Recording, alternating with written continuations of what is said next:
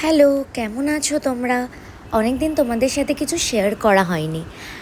আর আমি গেছিলাম রিসেন্টলি মন্দারমণিতে, সেখানে অনেক দিন ছিলাম। তো চলো যেদিন গেছিলাম সেদিন কিভাবে গেলাম, কী কী খেলাম তোমাদের সাথে শেয়ার করি।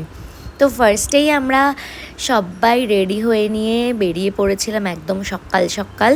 এখানে সঞ্জয় আর সুমিত বাইকে একদম লাভ বার্ডস হয়ে যাচ্ছিল।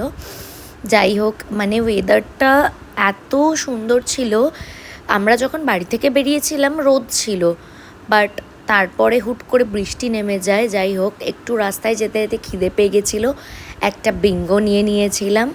তারপর আমরা একটু দাঁড়িয়েছিলাম কোলাঘাটে। দাঁড়িয়েছিলাম কারণ আমরা কেউই বেরোনোর সময় বাড়ি থেকে ব্রেকফাস্ট করে আসিনি, তাই অল্প চা, ব্রেড বাটার, ডিম টোস্ট অর্ডার করে নিয়েছিলাম। আবার বেরিয়ে পড়লাম।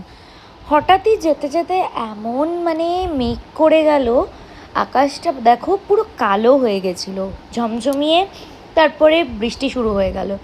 বাট ওয়েদারটা মানে অসম ছিল, খুব ভাল লাগছিল যেতে।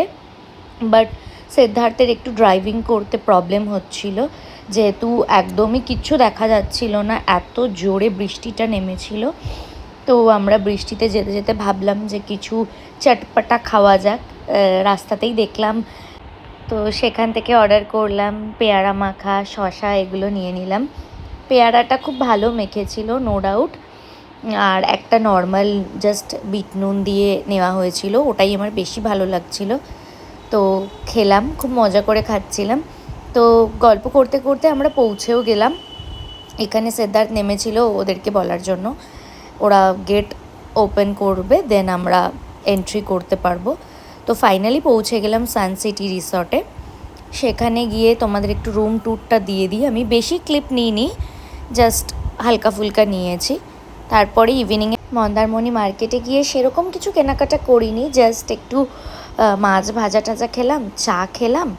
তারপরে আবার আমাদের রিসর্টে ব্যাক করে এসেছিলাম, কারণ ওয়েদারটা মানে এমনই ছিল যে বৃষ্টি আসবে আসবে।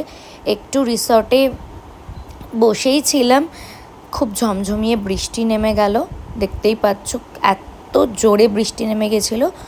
তার ঘুমোতে চলে গেলাম।